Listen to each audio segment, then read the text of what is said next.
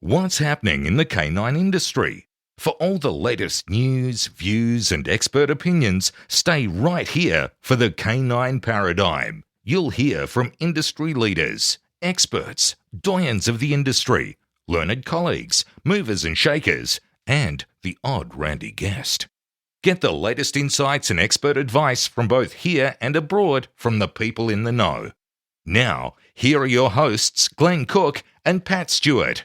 And I'm Lofty Fulton, and I'm out of here. Glenda? Yes. We have to do a new ad. We do.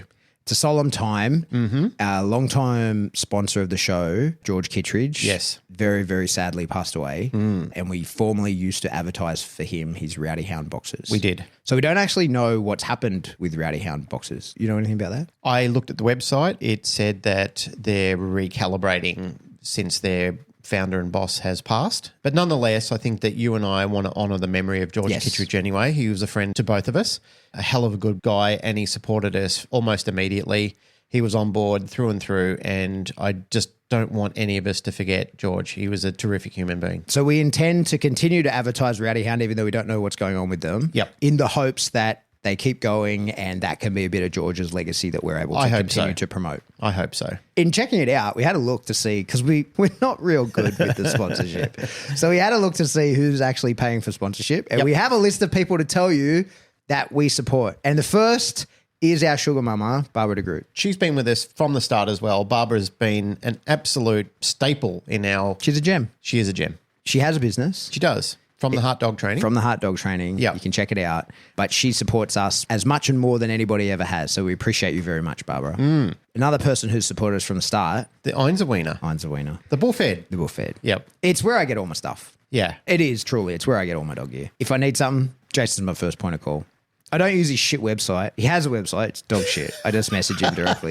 You guys probably should use his shit website, but I don't. Yeah, because you don't want to message him directly and get his grumpy ire of the day. Yeah, but do it. Get all your dog stuff from Jason. He's got everything you need. He's got all the shit that you need to train a dog for realty. Everybody who comes to seminars and looks at meals and asks me meals questions, ask Jason. Yeah. Jason can point you in the right direction for getting the meal that's best suited for you. I really like his leashes. I'm a big fan of his leash pack. That's why I sort of convinced him to do it. But anyway, get your stuff from Einzelwiener. Yep. Do you know who has a fantastic website and ships internationally? My wife? Your wife, Yeah. Canine Pharmaceuticals. I couldn't imagine her not having a good website, how much of a perfectionist she is. Well, the products are amazing. My dog merely being alive is a walking testimonial to that. My dog, who I've retired numerous times and has come out of retirement when I've managed to get his body back to healthy, and a big part of that is related to Canine Pharmaceuticals. So check it out, everybody. I could say so many nice and biased things about Canine Pharmaceuticals and my wife, but what I will say is ignore me. Just look at testimonials. The testimonials speak for themselves. That's where the field trials are working. What makes Narelle's day, and mine as well, is when people are emailing in and sending messages of, well, primarily people have had no hope in the past because just everything that they were trying wasn't working, and now it is. And that is the testament that something is actually really working. And the other thing which I will add, one of the things that Narelle's told me in the past is dogs are incapable of understanding the placebo effect. Oh, that's a good point. So you can fake it on a human, but you can't fake it on a dog. I never thought about that before. That's actually a really good point. Well, my wife's actually a very smart person. There you go. So she's told me that humans are subject to the placebo effect where dogs are not. So it either works or it doesn't on dogs. There you go. That makes total sense. Yep. There's one other person who puts a fair amount of work into this show. Yeah. It's me. Yeah. Funny about that.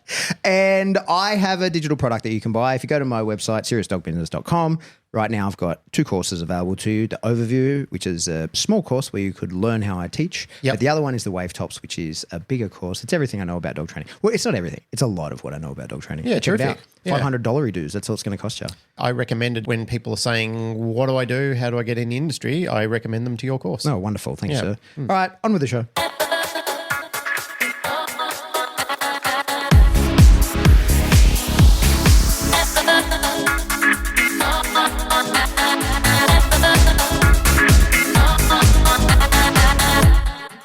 Welcome back to the Canine Paradigm. I'm your host, Pat Stewart, and I'm joined today by my co-host, Glenn Cook. It's good to hear your voice, sir. It's been a while. It's been a long time. We haven't recorded in person in a long, long time, but we have plans to do that. So everybody come down. It's happening. I know there's such better episodes.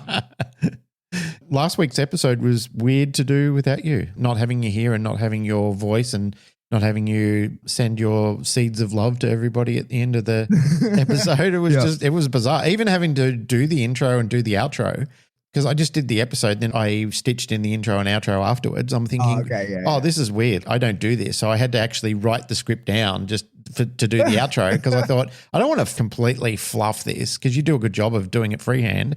So I wrote it all down, and then I practiced it a few times, and I thought, yep, good to go. I'll go with that version. Yeah. Yeah, it was unfortunate I couldn't get there. It was a weekday and it was a work day, so I couldn't make it. But the show must go on without me. But we're here now. And you have something that you want to talk about. I think you've had it a couple of weeks now and we just haven't gotten around to record it. So we're going to do it today. I've had this question quite a few times. It's one of the ones that comes around. It's probably a pretty important thing for everybody in the industry to swirl around in their head and not necessarily agree on, but at least have an opinion on. And that is, what is a trained dog? And in terms of pet dog training, what do you actually need to train a dog to do? And then the next thing on top of that is, how should you best train a dog to do those things? I thought that's something that we could explore a little bit. Like, from my point of view, I think one of the things that I want to sort of put out there is, I as a trainer have been like a gap filler most of my training career. So in sport dog stuff, for sure, I've helped people raise a dog from 8 weeks old, or even, help them choose the bloodline that they're getting and help them choose where the dog comes from, and supported them through the life of that dog. And I've done that with numerous dogs. I have no idea how many, but plenty. But those dogs have always had a purpose. I can't remember really ever just being like, okay, I'm going to do the full amount of training and steward somebody through just having a dog, right? Like just a pet dog. Like, this is, just it's going to be a member of my family. I'm never going to compete with it, or I don't have any goals with it beyond just being that. So like, most of the time as a trainer, when I've been involved in training, certainly of pet dogs, it's because there's a problem, and that problem has had to be rectified. You have done shit tons of board and trains, right? But have you done ones where there's no problem with the dog? It's just like, hey, I want my dog trained. Mate, we get such an array of different requests, all the way from completely untrained to problematic dogs, aggressive dogs, and dogs that we're literally just providing a service for them to keep them entertained and keep them stimulated. Which, before I completely answer that question, there's people that I've spoken to who are very for board and trains, and there's people who are out there who are very against board and trains and have spoken out in their own media circles about it. Me personally, I think if a dog is in a kennel and it's not involved in some sort of stimulation program, i.e. regular daycare, regular outs with staff, or a board and train situation, then the dog is at risk of developing some serious mental health issues if it's in there for a long enough period of time. And I've seen evidence to support that. I'm not saying that kennels are barbaric or anything terrible happens, but it's the same thing with human beings. You can actually get like a cabin fever if you're locked into a place for too long without regular forms of exercise, stimulation, and your regular program that you're kind of doing. Whereas when you're actually actively involved with someone and you're doing these activities, or you're doing something different, and it might be a little bit nerve-wracking to start with because you don't know what to expect, but then after a period of time you develop a relationship with the person who's bringing you out, and then you realize, oh, this is good. Like, I'm enjoying this. I'm getting to do stuff. It's cool stuff too. Like, I'm running around in fields, I'm jumping around on different obstacles, learning about how to actually break down that barrier of understanding, etc. Before you move on, how long, like when you said extended period of time, give me a number on that. Give me a number of days, weeks, months. What do you think is the point where we go, this is probably, with a dog that's just in a kennel, it gets led into a yard where it can poo. It gets fed and watered every day, but nobody's, beyond the staff that are around, nobody's really putting any work into that dog. How long is it, in your opinion, safe/ethical to keep a dog under those conditions? Personally, I believe in just being involved, heavily involved, deeply involved in the kenneling industry. I think anything beyond 7 days, you should be considering some form of program for your dog. You can extend that out further. It's like people. Let's take, for example, I don't want to draw a direct comparison to this because it will make people hysterical, but you could put somebody in solitary confinement for a month they'll just work through things in their head and just go, yeah, cool. You know, I've got some things I want to come up with anyway. I'll do some exercise. I'll narrate things and I'll build things and I'll just work on some personal development. I'll meditate. Where other people, they'll be in there for a couple of days and they'll freak the fuck out. Like they literally lose their mind because they don't like being with themselves. They don't like any version of alone time with themselves. They just can't handle it. Where personally, I love alone time. I love and I look forward to alone time. I look forward to being around people too. Like there's certain type of people I think, yeah, I'd love to be around those people. I'd love to have conversations, love to exchange some ideas. But I also have times where I could go days and weeks sometimes where I'm thinking, oh, I'm just happy doing my own thing. Happy finding an activity that suits me. But if I didn't have those activities, I would be miserable quickly. You know, like I quickly realize, oh, I'm not happy not being able to do this because I don't like sitting still too long. I like to move around and especially now I'm up on my property, I like to walk around the property, watch the kangaroos. Like that's on a regular basis. And when Narelle and I are moving dogs around doing all that stuff. Anyway, but that's beyond the question. What the question is I really feel that beyond a week, you should be considering some sort of program to better stimulate the dogs. Yeah, that's interesting. Like that's an area I have very little experience in. As you know, like I've never really worked in any kenneling. Like I've worked in kennels heaps, but that's been with a training purpose, right? So like the kenneling in my experience is always just that's where the dog is staying when I'm not training it or when someone else is not training it. I don't have any experience in just the boarding type world of like, I will just look after this dog while you're away or whatever. I really don't know too much about it. But what I know is the type of dogs that I like, they don't do well, right? Yeah. Like they don't do well in kennels at all without the stimulus and enrichment and things that get them. And certainly see that. I can remember that from my earliest experience with working dogs. I can remember walking through the army kennels. You know, when you sort of don't know much about dogs, right? Like it's all kind of new. And I remember walking through the kennels and just being quite, I won't say scared, but kind of like, holy fuck, these dogs are terrifying, right? Because they're all smashing onto the doors. Like as you walk down the kennel, they're bouncing off the doors and doing backflips and all the normal shit that you'd expect a bunch of military working dogs to be doing in the kennel. But that was when I first saw them. And that was because these are dogs that had just been in quarantine. They'd just been moved into there. And then watching them over the subsequent weeks normalize in that space and realize, oh, there's a routine. And just because someone's walking through the kennel doesn't mean that my opportunity to come out is dependent on me losing my fucking mind at this person. Like I'm on a schedule, I'll get to come out. And this is like, you know, I didn't know what I was doing. I wasn't good, but certainly could observe at that time even that a dog that is getting to do cool stuff is much happier to then spend the rest of the time in the kennel, right? Like he's much more content when he just chills out in the kennel the rest of the time rather than a dog that just lives in the kennel like those dogs had for a number of months prior to arriving to us. Mate, it's been so long since I've felt like I've had that experience that you just shared before because I've been around the kennel environment and literally up until recently, we were living on site at Dural for near on 15 years. Yeah. A lot of my nighttime experience was going down and resolving problems with dogs that I haven't met during the day. So, you know, like these are new dogs that are coming in and acclimatizing. So I'd be going in going, hey, I'm Glenn in my own way. I wasn't saying that, but, you know, I'm introducing myself to a dog and saying, calm down, mate, I'm here for you. What do we need to address? What's the problem in our own respective ways? But I remember listening to you talking about that with your experience in the military working dog. One of our former managers, a girl called Shan, she was involved in zoology for a long time. She was involved in the primate sections in a lot of different zoos. And she had some colleagues up on the Central Coast Zoo and she was going up and doing a bit of work up there. And she said, if you and Narelle want to come up, I can take you for some behind the scenes looks at, you know, like go and see the lions and shit like that. And I said, I'm there. I'm going to do it immediately. If you ask Casey this, Casey would go, it's a Tuesday. But for me, you know, like I was in the back room and everything's like the cages are all like fabricated beautifully. The girl that went in there, such a consummate professional, she went in and checked everything, made sure all the locks were on the gates before she opened the gate and let us in there. So everything was like triple locked down, safety bars in place, you know, feeding tubes that you couldn't get your arm stuck in or anything like that.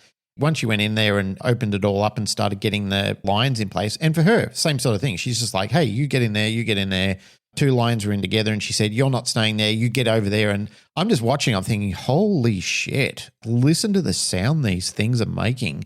Like these big guttural sort of purring, growling, roaring sort of noises. And I know from times that I've spoken to people who have been involved in dogs before, it's not dissimilar for them with dogs because they've got the same sort of overwhelm when they come in and go, holy shit, look at this. These dogs are pretty full on. And I mean, we're talking different species and people would still be quite overwhelmed if they got to see a pride of lions, I think you call them, running around and getting sorted out. And it was majestic. It was absolutely fascinating. Like I'm sitting there like a little kid in a candy store watching these amazing big lions walking around.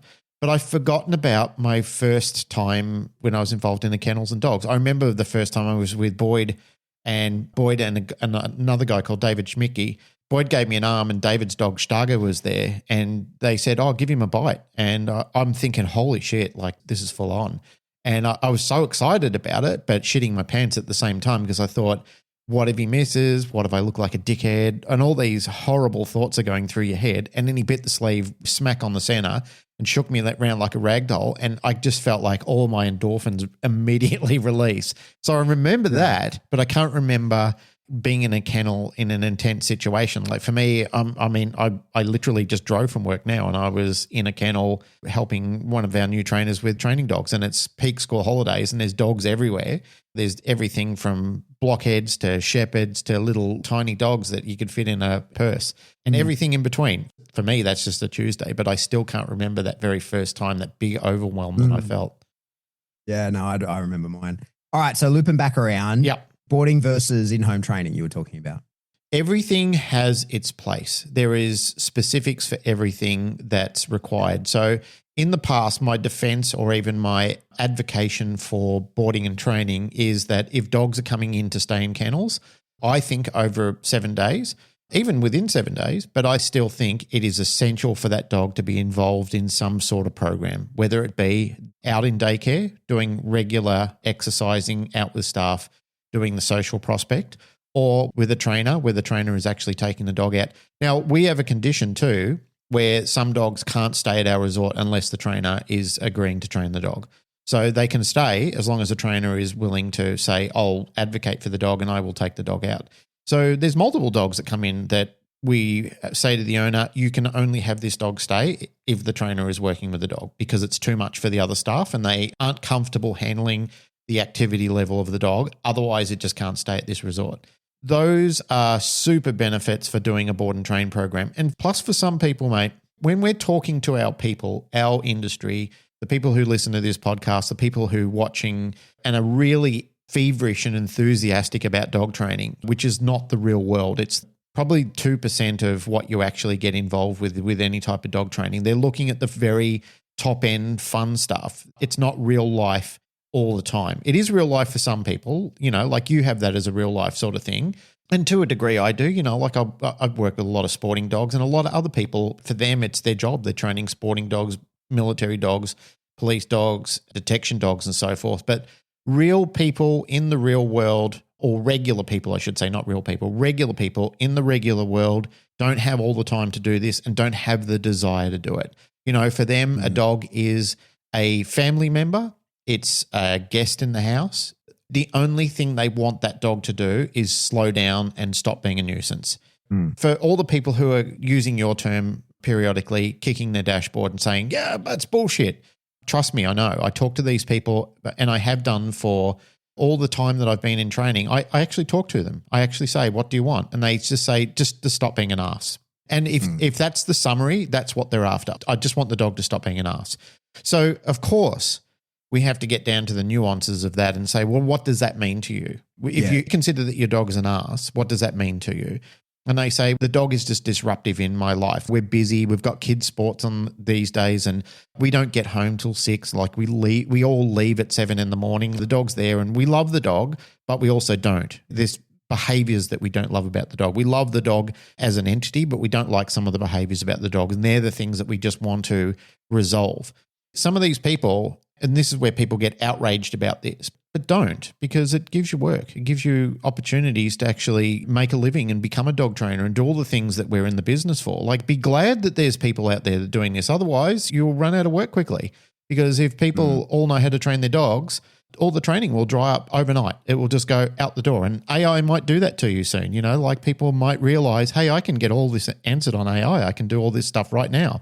That's a tangent that I want to explore, but I want to just say something before that, because I think about that quite a bit, right? Yep. But before we go on the AI thing, to me, I've always kind of felt like I have a capacity for limited board and trains, right? So to me, when I was doing a lot of in-home behavior mod, to me, what turns it into a board and train is when we go, are you looking to change some behaviors, or are you looking to change the dog?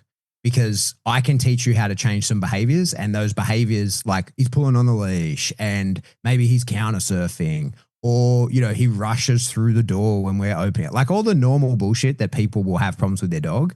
To me, I would then say to them, yeah, cool. This is me helping you, and you have to do these things because these are just some behaviors that you want to change about the dog. But if the dog is causing you problems, like if the dog is like, we want to do a lifestyle change, and you don't really, you know, you've met them, mate. All these people that love their dog but don't like it, right? There's tons of people that are in that position. I fucking love this dog. It has a piece of my heart, but God damn, he is ruining my life. Yeah. Right? You know, those people, usually with those people, I'm like, okay, well, let's take the dog. Like, this is an intervention, right? So this is where, in cases where I can do it, the dog comes and lives with me, or it goes to the boarding kennel, whichever one. But I think in those instances where it's like, okay, this is a lot of work. We're looking to radically change a dog, because this isn't one or two problematic behaviors. This is like the whole dog is not fitting into your life. You don't want to get rid of this dog. We love the dog. We're not saying like wipe him out. What we're saying is we need to reprogram how this dog thinks so that you get the same dog back that you love, but without the problem behaviors, rather than just like modifying the odd thing here and there. So to me, of course, there's exceptions to that. That's not a blanket rule that I would work with him, but generally speaking, that to me was always a measure of that. And I think, you know, it's interesting. You see people, I can remember seeing a reel of a dog trainer. Let me give my inverted commas when I say dog trainer. But in his van down by the river, talking about how board and trains are a bunch of bullshit and no one should ever do one. That's a good thing to say for a guy who has no capacity to do them. You know?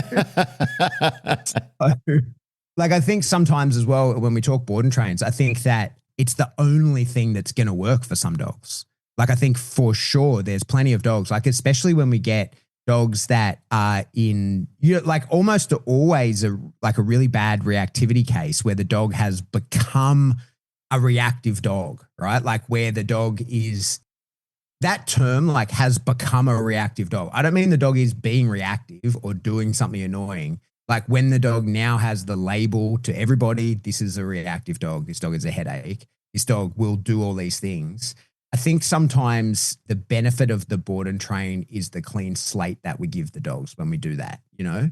And I think in terms of that, you've already said his name once in the podcast. Casey does an incredible job at this kind of stuff. Like he, you know, there's thousands and thousands of people that do as good a job as him. We're using him as an example, not to blow too much smoke up your ass, Casey.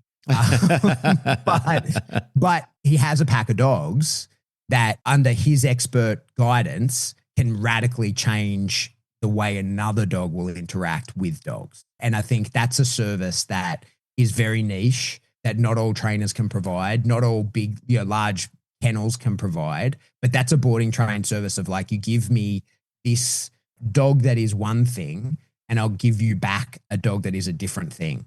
And the human intervention in that is often just supervision over your own dogs that are modifying that dog. I think that's where, when people are starting to talk about their dislike for boarding and training, and these are usually other industry professionals who sort of advocate away from that and say, oh, I really think it should be an in-person thing. I think it should be both. Yeah. If you are doing a board and train program, you also should be committed to also lessons as well, because the people who do that actually have quite an advantage over the people who don't. The people who don't, this is what dogs do in their life. Dogs are like a cyclic opportunist. They're always testing the boundaries. They're always putting their nose to the gate to try and find out if the fence is on or not. They do that with people as well, because they'll kind of go, the guy that took me out on Monday at the kennels, he knows what to do. The girl that took me out on Tuesday, she knows what to do. The guy that came and got me on Wednesday, the other guy, I know he knows what to do, so I'm going to do it with him. And I've been with this girl before, so I know she knows what to do, so I'm going to do it with her. And then it goes home to mum and goes, oh, but you don't. And you let me get away with all of it, don't you? Yeah. That's where people say, fucking board and trains, they don't work. Well, that's not true. They do work. But you shape the behavior of the dog and coach the dog, and then you've got to coach the person. Ethical people in board and train programs, they make that clear at the start. They say, hey, mate, this will not change anything. All it will do is have your dog understand when the dog comes to these kennels with these trainers, the dog will be behaved. And it will learn a bunch of stuff, and we will program new information into it. And this dog will go away with a capability, because any time that's been challenged in the past, and it has to me before, where people have said, hey, mate, I just need to ring you up and have a little bit of a whinge here because we're in 2 weeks of the dog coming home now, and it seemed to be okay for the first couple of weeks, but now the dog is just literally reverted back. And I've said to him, I said, yes, but with the note package I provided, and also with the tuition that I gave you at the start, and also the offer of all these lessons to back it up, you've done none of that. I've got that in writing with your signature on it as well. Like, you've actually missed all the opportunities. You've neglected to come back. You've not done this. Literally, if you look at the last page of the note package, which tells me that you haven't read it, it literally says to you, if you don't do this, this is what you can expect from it, which I verbally said to you and which I put in writing as well. So that's the reason why you've got to coach the person. It doesn't have to be radical life changes, but it has to be life changes nonetheless, because I'm just not happy with these behaviors anymore. I'm not happy with the way that we were interacting. And that's so normal. Like, I think that's one of the things that we as dog trainers, we're always like, oh, and they're not doing the homework. Mate, I've used the same example every time. I don't do half the shit my physio tells me to do, and I care a lot. Like, you know what I mean? Yes. Like, I care a lot. It's my body. I'm fucking stuck in this thing. And like, he'll tell me to do, like, I've got so many injuries, right? Look, one of the ones that's pressing currently is I've got this shoulder problem that has been going for like 2 years now, on and off. And you know why it's on and off? Is because when it's on real bad, I wait till it gets real bad, causes me like a problem. And then I'm like, oh, fuck, I got to, like, he'll then realign everything and tell me, you got to do this, then this, then this. And I'll do those things until it stops hurting. Yep. And then I go back to just pushing pig and doing dumb things. And then I'll work a dog and my shoulder will be completely fucked. And I go to the physio and he'll be like, have you been doing the things? And I stare at it. I don't lie. I don't lie to him, but I just stare at him. I like, he goes, you haven't doing, mate. I'm like, no. I've been, what are you doing? Other stuff. Like, I've been doing things that I enjoy because I don't enjoy this. And that's exactly what happens with our clients. Yeah. That is what happens with our clients. Because to you and I, when I see a problem with a dog, I get excited about that. I'm like, oh, fuck yeah, I can fix that. And this is going to be a process. Then I go, like, I see a problem dog, someone brings it to me. I'm like, oh, sweet. Let's play 20 questions. Let me find out what you can tell me about the dog. Okay. And then I play 20 questions with the dog. I'm like, who are you? Let's figure this out. Like, let's maneuver. How do you like this? How do you like this? How do you respond to this? What do you think about me when I stand over you? Like all these different things. I get a picture of the dog and I'm like, oh, sweet. And I love it, man. I get all excited. I walk over to my whiteboard and I stand there and I sort of write it all down and I come up with a whole plan and I evolve that plan, like when someone comes to me with a really difficult dog, I get super excited about it. And then I'm like, okay. And because of these lofty goals that we now have for the dog, we got to go all the way back and rebuild our basics, right? We're going all the way down to the foundation. We're going to do these things. And that is the exact same thing as when my physio says to me, all right, cool. Because of the instability in the bursa of your shoulder, we're going to get this stupid elastic band and put it around your wrists. And you're going to try and separate both your wrists and keep them perfectly parallel to each other with tension against the band and just move them up and down 6 inches at a time. Right. And I'm like, that's the most boring shit. I don't want to do that. What I want to do is pick up this 40 kilo kettlebell and try and see how far I can throw it. And that is exactly what our clients do to us when we're like, okay, no, what we got to do is teach this dog about how we can interact with a person, because what you're doing is never going to work. And we've got to bring de-arousal all the way down. And just for a few days, hand feed the dog. How many times have we said that to people? Just for a few days, like step one is you have zero engagement or buy-in from the dog.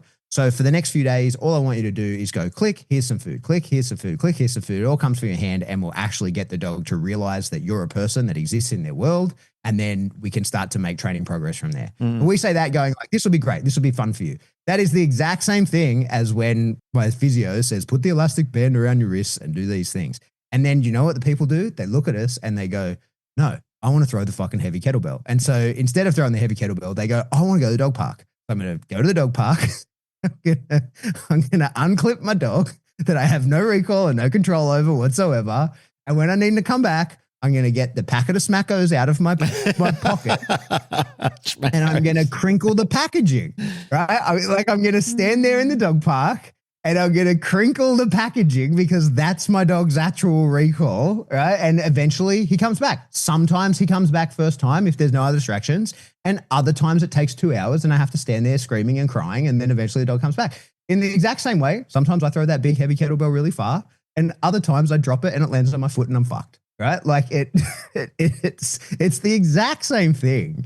So I think that's the thing that I always try and hold space for about, like, when people won't do the work and they haven't done the homework. I'm like, okay, well, then this lesson is the same as last lesson. And if you're paying, like, that's what we're doing, right? And like, for sure, I'm not a saint. Like, I get just as frustrated as everybody else. And I've fired, at like the fucking crazy hypocrite that I am, I've fired clients for doing that. I'm like, mate, if you're not doing the work, we're not working together. Then I go, oh, can we book an appointment on Tuesday? No, I've got to go to my physio. And I roll in the physio and he says, have you done the things? I go, of course I haven't. I haven't fucking done any of it. It's very Andrew Tate of you.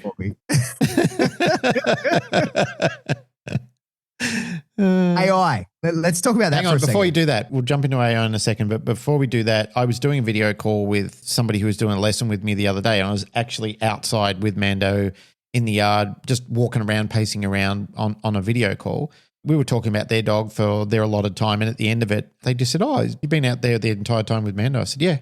And they said, are your kangaroos out there? And I said, yeah, they're out here. And they said, and he's behaving? And I said, for the most part, yeah. And I said, but it's because of the distance they're at. He's become accustomed to understanding that for the majority of the time to ignore them. And I said, I've got things that he wants at the moment too. So I've won in the payment scheme of life. I've got the thing that's most valuable to him. And the kangaroos, the value of them, because they're more than 2 meters away from him, their value has decreased substantially because he's just worked out that there's no benefit to it anymore.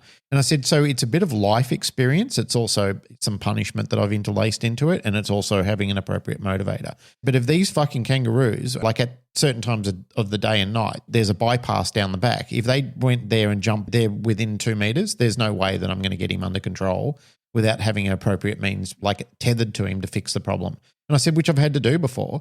It's the song that I revert to, a very old song by Kenny Rogers, The Gambler. You got to know when to hold them and know when to fold them. And, you know, there's certain times with training when you're doing board and trains or you're doing home trains and so forth, when you talked about how people want to go right to the top of the tier and they're just saying, yeah, I want to go right to this. This is why I talked about that in that lesson, and I'm using it as an example now. There are times when even the most pro dog trainers will lose their dog because shit gets in their mind of the dog.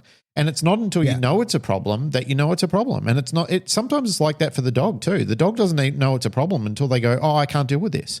I just can't deal with it. I don't know how to deal with this. So my brain is betraying my body and it's luring me to run away from you, even though, because you can see the dog afterwards and it turns around and looks at you and goes, oh, this is fucked now. Most dogs who have a concept and an understanding of some sort of training plan, they look at you and go, oh, shit, I shouldn't have done that. This is going to cost me. That's a smart dog. And sometimes I'm actually thinking, oh, that's actually clever of you that you managed to self-correct yourself at the end of that. So I don't even know what to do about it now. And sometimes you just got to look at it and go, hey, the time passed. I wasn't prepared. Shame on me for not having better preparation or understanding the complexities of the situation. So that's what you do. Like, if a dog does something that you think is worth punishing, like it's a punishable event, and you don't want the dog to do it again. It's something that you have taught the dog. The dog should not have done it and has a level of understanding that they shouldn't have. Because of the arousal the dog was in, or just the way the circumstances went down, it meant that the dog did the thing. Like chasing something like that's a good example. Right? Yeah. I don't know that a dog can show remorse. I don't know about that. But it certainly can understand that, like, well, here comes the consequence, and it can give appeasement behaviors for sure. We can put that combination of emotions, maybe that is what remorse is. I don't know. Well, can I give you an example of that? The parallel that I would have is somebody who is aroused into a position where they want to have combat with somebody, like have a fight. And then when they have the fight and then, like let's say they hurt the other person, damage the other person or worse, after the adrenaline has subsided, they kind of realize, fuck, I shouldn't have done that. That was a really stupid thing to do. But at the time, it all made sense. Yeah. At the time, your brain says to you, no, you should do this. You need to do this. You need to be combat ready. And I see dogs parallel in this. A trained dog, I'm talking about a trained dog. A dog that doesn't understand just goes, hey, this is normal. I had a blast. I had a great time. But for a trained dog, a dog that's been through the rodeo with you, through several rotations and reps, that dog looks at you and goes, shit. Yeah. That was a bad move. I think the interesting question to ask in that situation is, to what degree does the dog actually understand that stuff versus they show us appeasement behaviors and we infer that stuff? Like, to what degree does a dog reflect on, let's stick with your example, right? Like, okay, I've had a fight, I've damaged the other person. And in this case, let's keep the same example. The dog fought another dog and damaged it. And to what degree does it reflect on its own actions with remorse? Like, to what degree can a dog do that? Because I think that's quite my take on that is that's quite immediate for a dog. Like, if a dog has the capacity to do that, and I don't know that they do, but it certainly appears that they do, but I don't know. I think it's quite immediate. Like, I can get big mad and upset at myself for something that I did when I was in year 2 at school. You know what I mean? You coloured outside the line. How dare you, Pat Stewart? No, but you can. That's the unique ability of a human being is let me dig around in the archives of my own. Yeah, I don't think dogs are that complex. They're more about in the moment. Like after that's right. After that 10-second rule is sort of applied, they're a bit goldfishy. But I think science is revealing more and more about the psychological capacity of dogs and what they can and can't recognize with. And I think you need to pay attention to the behavioral responses that the species is giving you or your student is giving you, and then to make an appropriate guesstimation on that based on your intellectual level at the same time. When Mando first used to do this and used to run after the kangaroos, and I had no means of resolving it with him, he'd come back and go, after, like it was all done and he finished at the fence, he'd come back and go, oh, that was fucking great. Now when he does it, like if I'm doing something and he can't bear it anymore and he takes off on me, there's times where I've seen him where he's juddering and just before I can grab him, he's taken off. And then I see him like he turns around and he skulks back instead of coming back with his tail up in pride like he used to do. So for me, that's recognition that I'm in a different frame of mind here, like, this isn't bad. Now, somebody, and even myself, might turn around and question that and say, yeah, but it's the look on your face. And it could well be. It could well be because I'm sitting there going, well, now you fucking know. So I've got that look on your face. And dogs, their capability to examine micro expressions or even very physical expressions on your face and the way that you change your appearance, they go, I know that face. That's the punishment look. Dogs are hardwired to read human body language. Well, they understand body language better than humans do. That book, The Magic of Dogs, is literally about that. It's about that's why the dog's not wolves, because they can read human body language. Yeah, they can understand to a really insane degree what's going on with a person by the way that they look. So for sure, I get funny in these kind of arguments because I really feel confident about both sides. Like I could really hardcore argue, like, no, a dog can absolutely regret things. It can act outside of the rules because it only had so much impulse control and that expired and it obeyed the impulse, like it didn't deny the impulse, it obeyed it. And post that, it regretted it because it knew that it wasn't meant to. It just lost its capacity to do that. I will argue that. I think that is absolutely true. But then I'm happy to ring a bell and go, nope, that's absolutely not true. That dog is just displaying appeasement behaviors and you're inferring that, you're anthropomorphizing that, and you're expecting that's what it is from the dog. But the dog actually has found the behaviors that it shows you post doing something that it knows warrants punishment, and it's done it anyway, and you're present and observed it. The dog knows I can lessen or defeat or avoid altogether the punishment via looking sad now. Right? Or not even looking sad, just carrying myself with this posture. And mate, which one of those it is, I don't know. Hopefully science will tell us one day. I don't know, but I'm equally attached to both. You know, I think that the truth is somewhere there in the middle, and maybe it's both. Depends on the dog and the level of training of the dog, and the capacity for the dog, and the relationship with the handler. Those are probably all things that would play into that. In a circumstance where that happens, where the dog does a thing that I have told it not to do and it knows not to do, and it shows me those behaviors, I still punish the dog. I still punish the dog. As long as it still has a linkage to it, it has to have a tie to it. If there's no tie to it, like if too much time is going by and it's just you being frustrated and angry, then there is no point. Of course, that's bullshit. Like, but good training style. Yeah, that needs to be said anyway, because there's people who are listening to it who aren't you or me or other, like other trainers who understand this. So we need to ratify. There's situations where people think, well, when would you punish the dog? How much time would you leave? But it's almost instantaneously. Like as I'm walking to the dog, I am relaying this is a punishment scenario. Like you are in trouble for what you did. Yes, exactly. You mark a moment in time, all that kind of stuff. But the punishment then to me is ritualistic. It's that we're going to do this thing. The process of it remains aversive to the dog, but it's not like it's a big aversive. And so to me, like I'm happy to give a real world example. You were there. You remember one time Michael Ellis was there, and so I had one session with a dog, and it had been doing like madness iron dog bite work the week before. So like, I mean, I don't mean bad bite work, but I mean not a lot of control work. And then I had one session with it before it was going to attempt a PSA 1. And so I have one session to bring back all the stability in the dog. And so we put the dog in a down, we're building, and of course the dog goes over threshold. And so we punish the dog for that in a proper punishment event. I then put the dog back in position, give it the same opportunity, and it breaks the position and then kind of corrects itself. But you can't do that. That's still breaking the position. So I marked it and I went over and I kind of looked at the dog, like, hey, that was wrong. And I just flicked him on the top of the ear. I doubt the dog even felt the flick. Right. It wasn't like it was an aversive thing, but it wasn't a calming pat. I was like, hey, don't do that. Right. And the dog's like, yeah, man, I got it. And I feel like that's okay. I have no issue doing that because I observe it work. It's the same kind of thing that I would do to my kids as well. Like when they do the wrong thing and they know they've done the wrong thing and they acknowledge that, then there still has to be a consequence.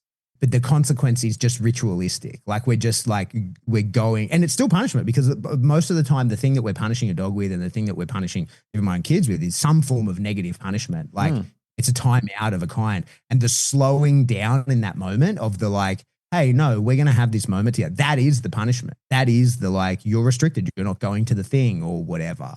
So yeah, anyway, I think that's an interesting thing to discuss. AI, let's do it. All right. Well, why don't you lead this? This is something that you're overtly fascinated by. The world is changing, fucking like obviously, but I think industries are changing, right? Like big time. And there's a lot of people who are going to find themselves out of the job from AI. A lot of people have already found themselves out of the job. And to what degree we're going to experience that as trainers, I don't think we are. I've thought about this quite a bit. I don't think we're losing our jobs to AI. It's people who sit at desks, it's white collar work, and it's non-creative white collar work that AI is replacing. It's people who are experts on, like lawyers, basically, contract writing type lawyers, that kind of stuff. They're the ones that are the most impacted by AI because they're very expensive and the AI can do as good a job. Mate, the pragmatic side, I absolutely agree with. The learning theory side, I think after a period of time, you won't need to read any books or attend seminars or anything like that are theory-based because AI will just answer all the questions for you. Yeah, but it can do that now. Yeah, absolutely. I've had conversations with ChatGPT. I've got the thinking level on, and when I'm doing long drives, it and I are talking about training behavior and concepts already. And I'm thinking, holy shit, these are questions I might have asked and debated with you or talked to somebody else about, but now I just do it with ChatGPT. Yeah. Then when it gives me an answer, I said, well, I need evidence around that now. I need you to give me supportive evidence. And it says, sure, Glenn, here is blah, blah, blah, blah. And it gives me all these websites that when I stop driving the car, I look at them, I think, holy shit, this is beyond helpful. Yeah, but you know the questions to ask. That's a good point. That's a good point. Yeah.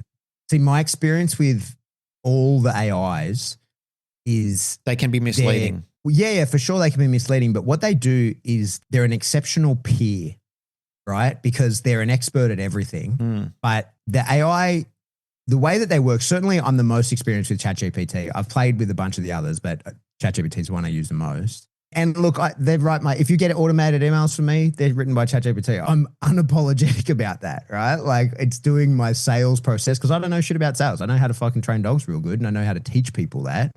And I've got an amazing online course that ChatGPT helps me sell because that's not my level of expertise, right? But what I think is interesting with ChatGPT is its goal, it's still a product itself, right? Now, when we hit like artificial general intelligence, I don't know what that will mean for us. I don't know what the fuck that will mean for us. I have no idea. But at the current type of AI that we have, it affirms you more than anything, right?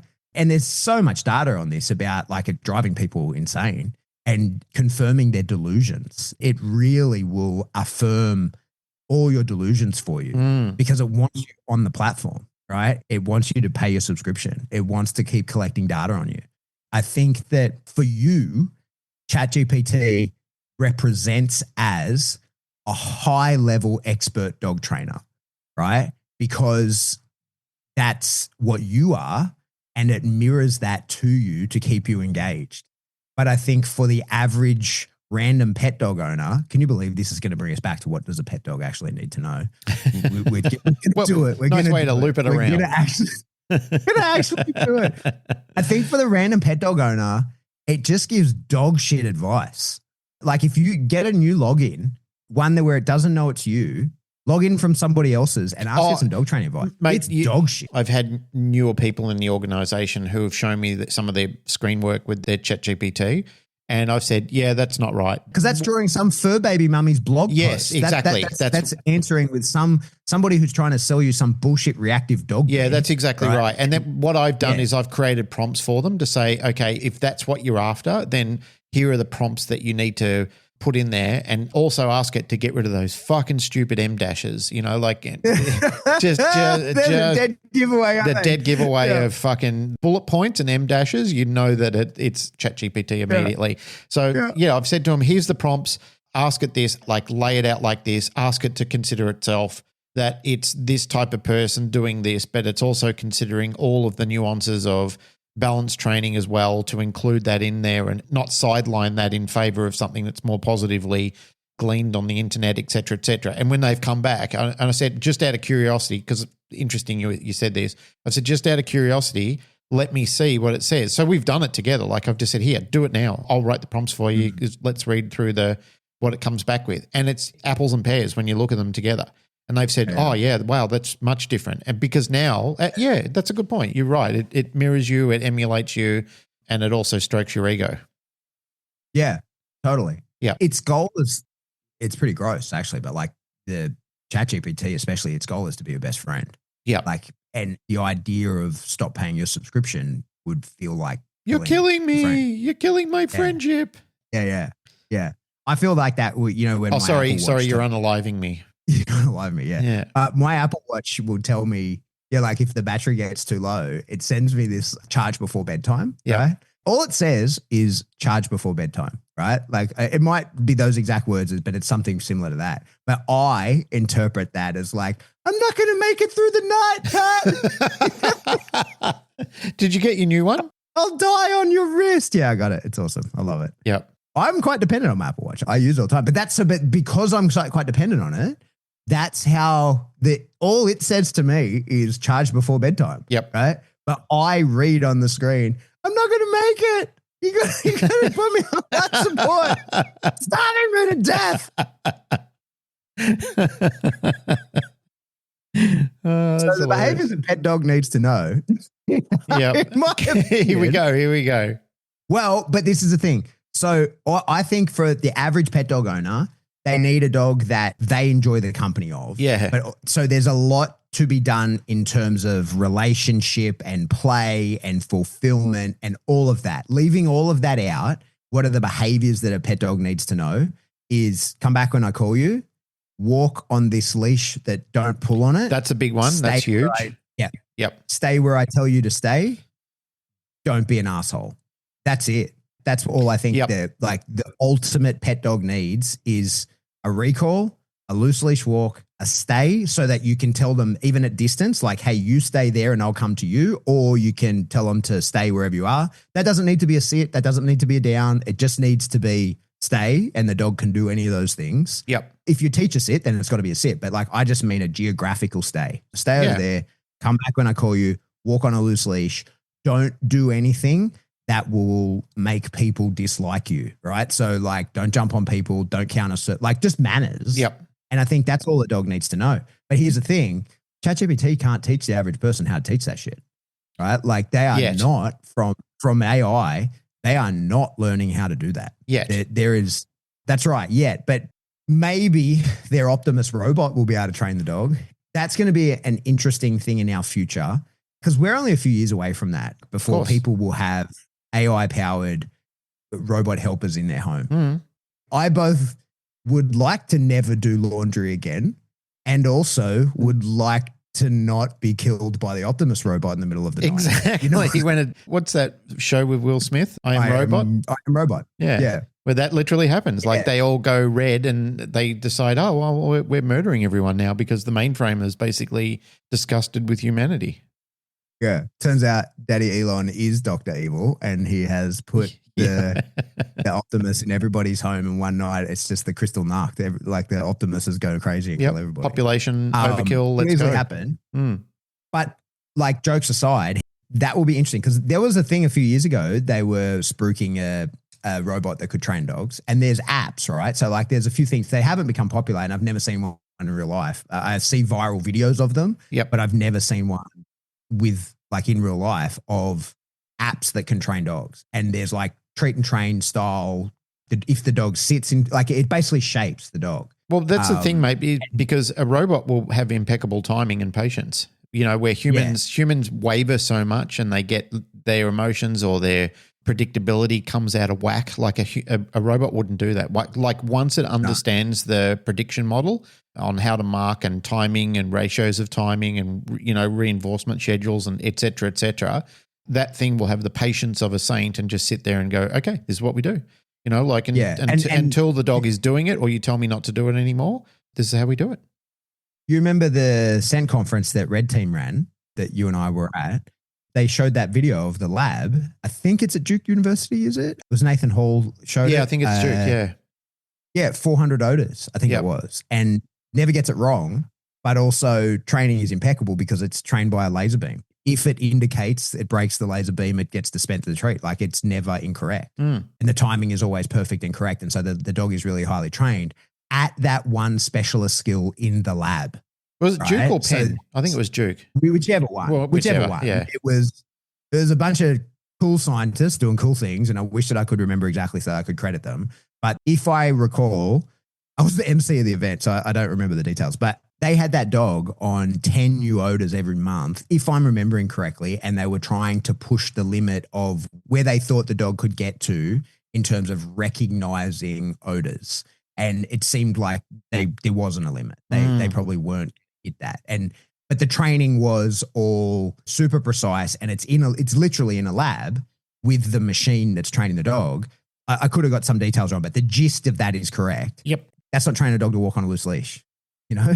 Like yeah. As you and I know, like, that doesn't happen in a lab. You can get that dog. I can teach any dog to walk on a loose leash in an indoor small environment in seconds. That doesn't mean that training is going to hold up for a moment when we walk out the door, right? And so, like, the training of dogs like that, I think we're pretty safe for a while. Yeah, I think it's an inefficiency as far as what a digital entity would want to do anyway, unless there was an enormous demand for it and you've got this robot helper that is helping you around the house. But I mean, most of the time that thing will be folding laundry, washing dishes, reading books to kids and entertaining things and, you know, house I like it how maintenance. you're dancing around. I like it how you're dancing around saying out loud that it's going to be a sex robot.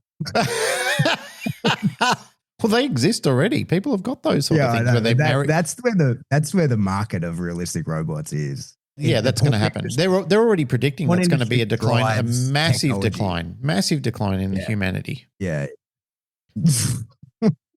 God. What is this world anyway? I don't know. I don't know. It's confusing and it's different than what I grew up with. But every generation, my mum said the same thing. My grandmother said the same thing. All the entities within the family have said, geez, this world is just changing at such a fast pace. And I've read back to Greek philosophy when even the quorum of Socrates, where they were complaining about the same thing, like kids changing, times changing. Imagine the world where you're in the Wild West, where you're doing horse trades and everything like that, and all of a sudden a motor car comes rattling down the street, and that's the new thing. It's like the movie The Last Samurai, where they're just redundant. They don't have a place in the modern world anymore because now it's modern warfare with machine guns, Gatling guns and cannons and stuff like that, where they're all used to, hand-to-hand combat, bow and arrows. Yeah. Yeah.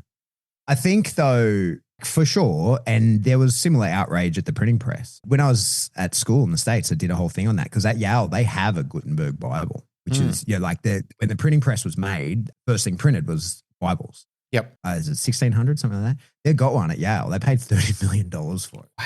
Yeah. And you can go in and see it. Wow. It is very impressive. Yeah. Like it is a very impressive thing.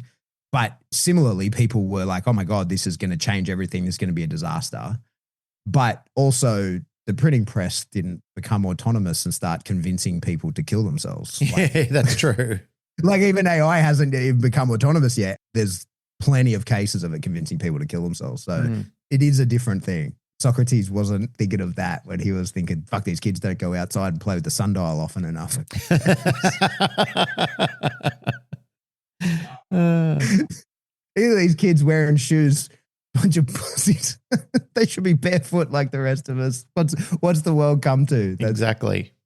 Hey, we talked about behaviours a pet dog should have. Any others you reckon that they need? I was going to circle back to the lead pulling. I think if in most houses that I speak to these days, because most laws determine that dogs should be on lead in public spaces these days, the lead pulling is the big one. When they really break it down and you identify their pain points of owning a dog, a lot of times people don't actually know what they want until you, as a professional, tease it out of them and say, all right, how do you feel about this? How do you feel about that? And then they'll sort of open up about it and say, oh yeah, the lead pulling is really annoying. That's the one time where we go out on the street, and then when the dog wants to greet people, inappropriate socialization, which is also lead pulling. It's all lead pulling.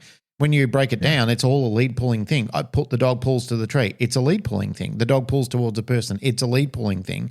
When you teach a dog to have an abstinence-based behavior on what it goes to outside by teaching the dog, this is the behavior, you have to abstain from pulling on the lead. Full stop. That's it. I think an enormous amount of the problems that people have with their dogs go away because that's the one big thing, and then they start finding fault with a lot of other things. Then they go, oh, you're such a shit. You've just pulled me around for the 45 minutes that we're outside together. I allocated my time to go out with you, even though, there's some love there and so forth. And again, for the people who are outraged, not everybody feels like dogs about us. We're living in the 2% world. They're living in the 98% world. Like when you address that issue and you go around there and talk about pain points and say, all right, what is it? And we get down to the fact that it's a large part of it's lead pulling. Then we can get back and say, all right, once we've dealt with this, there's levels of simplicity here, but there's also levels of difficulty here.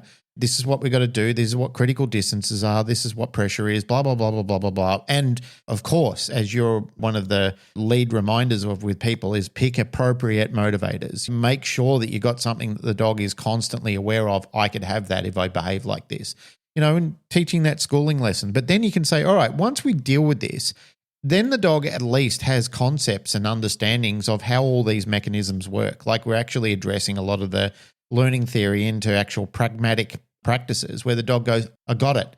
And it's something akin to which I've discussed before, where when you finally get to chat with somebody who speaks a different language and you've got some integrated points that you can say together, the fun in that is hilarious. Like you start having fun with each other and you kind of go, oh, all this frustration's going away. And we don't even really know a large vocabulary yet, but because we can kind of say some things and we're having fun with each other, we're learning with each other.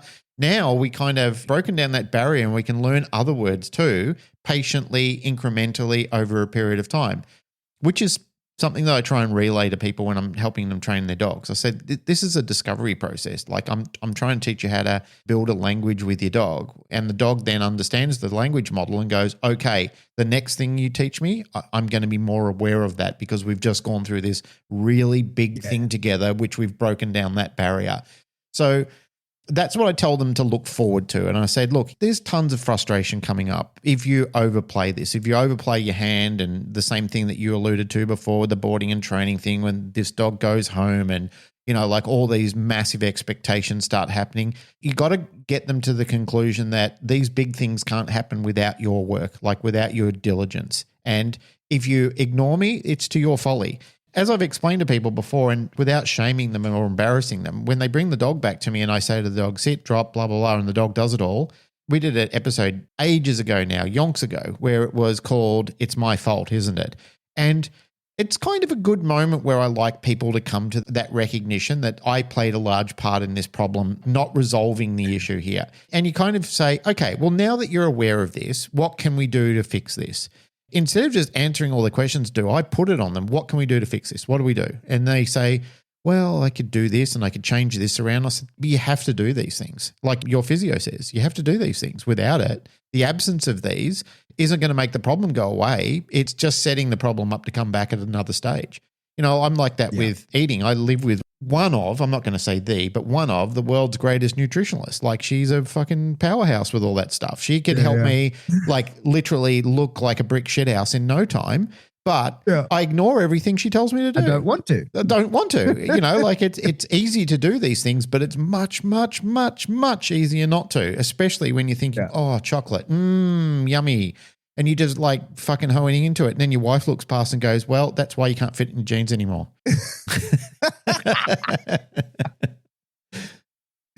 Oh, it's so true. Yep. Chocolate is delicious. It's delicious. Right. That's it. Let's wrap it up. Yeah. It's a good place to leave it.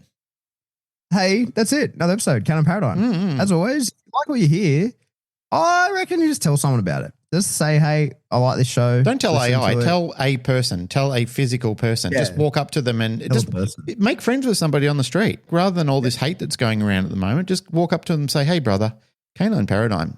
Don't ask them like how they feel about topical issues. Just go, Canine Paradigm. Yeah. Have you listen to it? Yeah. Do Aussie kids bought themselves microphones. They've been waffling bullshit into those microphones for 7 or 8 years now. You could listen to. Can you believe it?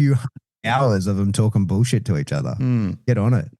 So do that. If you want to support the show, the best way to do that is Patreon. You could just give us some money. That's a really nice way to support us. Just like, hey guys, here, have some of my money. And you can do that through Patreon. You could give us $3 a month. That'd get you like a giant backlog of information as well as new stuff going forward. If you wanted to hear, like ask me questions about dog training and stuff, I do a live stream every month. You got to pay $10 for that. Yep. But if you wanted to buy us a Lamborghini, you could. That would be totally fine. It'll be a lot of people and a lot of tapestries that'll get the Lamborghini. Yeah. A lot of world tapestries. But it's a goal. It's a lofty goal, but it's a goal. Yeah, that's right. Glenn's a farmer now, so he needs a tractor. And I don't even want a Lamborghini. I don't know why I say that. Hey, here's a funny thing. Here's a funny thing on that. I was driving down the road the other day to work and there was a Lamborghini and a Ferrari and a Lotus. It was obviously a club of people who were driving next to each other. And you know you're fucking getting old when you're looking at those things going, they are so impractical. My brother's a car guy. My brother's a car guy and he's got a lot of really high-end cars. And it just doesn't interest me. So I don't know why I say that. I don't know. So I have no idea. It just is a thing of value that people know. It's the status. But if someone gave me a Lamborghini, I'd be like, what the fuck am I going to do with this? Where do the dogs go in this? Well, you kind of the thing that I thought about the other day when you know, like I was listening back when I was editing and you were talking about the Lamborghini. This is a while back, and I'm thinking, if I had one, where the fuck would I take it that I wouldn't be paranoid that it's going to get scratched or stolen, or because it's such a novelty car. It's not a car that people walk past and go, it's just a Camry. You know, they'd be going, oh, it's a Lamborghini, and they'll go and slide on top of it and do pictures, which people do.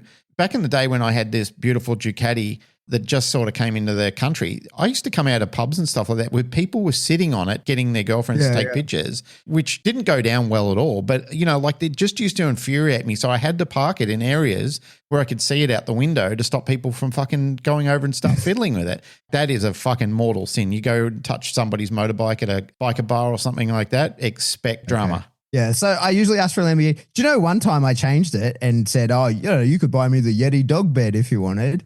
And bloody Horny George, RIP, God bless him, messaged me straight away. He was like, oh, mate, I'll buy you a dog bed if you want it. I was like, oh, no thanks, George. Like, I appreciate the offer, mate, but I can buy my own dog bed. I don't need that. Beautiful but George. I will miss him. I miss him. Yeah, same.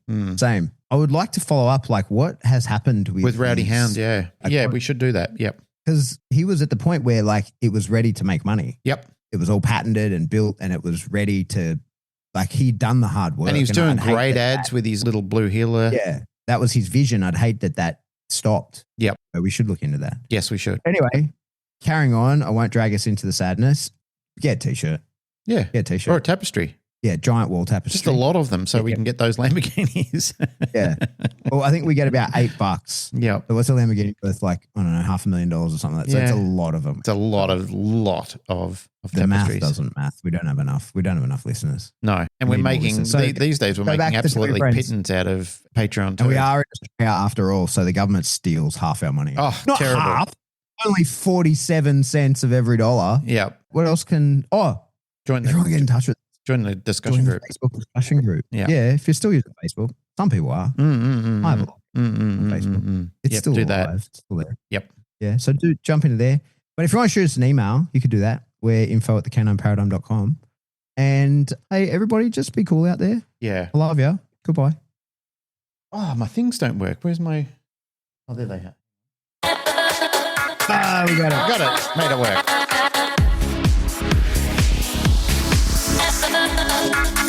Oh,